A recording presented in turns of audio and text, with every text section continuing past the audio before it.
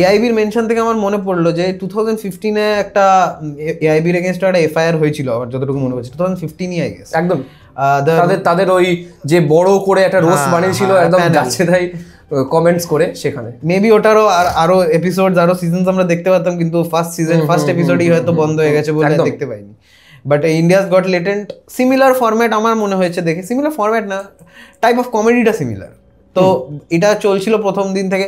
আমার to be very honest personally প্রথম দিন থেকে এটা অফেন্সিভ লাগছিল, মানে কিছু কিছু সেক্টর অফ পিপলের জন্য এটা প্রথম থেকেই অফেন্সিভ লাগবে, কিন্তু তখন যেহেতু ওটা মানে ওভারশ্যাডো হয়ে যেত by the number of people who are loving it, তার জন্য ওটা চলছিল।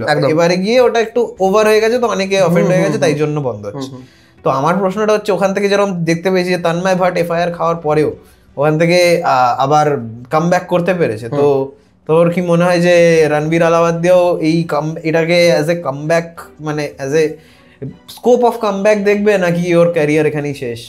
না, ক্যারিয়ার শেষ হবে না, কারণ ইউটিউব অ্যালগোরিদম যেভাবে চলে, ওর যখন অ্যালগোরিদমটা আপ আছে তখন ওর অ্যালগোরিদম আপই থাকবে। YouTube won't cancel him, people can, but YouTube can too, YouTube can cancel.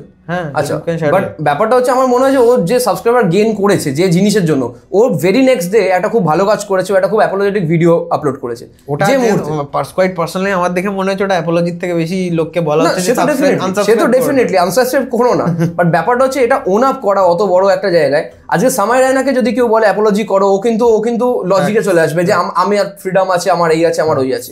But সেইখানে দাঁড়িয়ে ওর পার্সোনালিটিটা যেহেতু is created by something more decent, তাই জন্য রণবীর আলাওয়াদিয়া পরের দিনই একটা অ্যাপোলজি ভিডিও দিয়েছে, অ্যান্ড সেটা নিশ্চয়ই ডেফিনেটলি সেটা ভয় পেয়েই দিয়েছে, সেটাকে ও আনন্দ করে দেয়নি, বাট তাও ওন আপ করা যে ও যে কাজটা করেছে তার ব্যাকল্যাশটাও ইজ ওয়ার্থ ইট।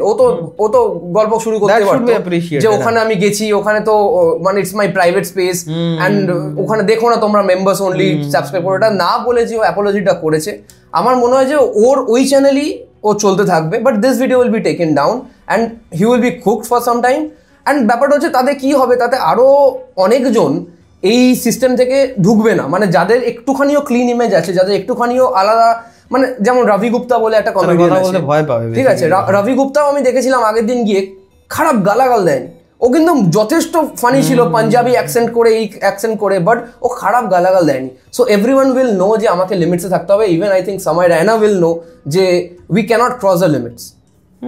বাট যেরকম একটু আগে বললি যে সামাই রায়নার ওপর যদি সিমিলার এফআইআর গুলো হতো, ও হয়তো নিজের অ্যাপোলজি ভিডিও বানাতো না, হয়তো ফ্যাক্টসে যেত। তো যদি এরকম, আমি যতটুকু শুনছি আই থিঙ্ক সামাই রায়নার উপরেও এফআইআর হয়েছে, 3 জনের উপর হয়েছে, রেবেল কিড, সামাই রায়না আর একদম বিয়ার ভাইসের।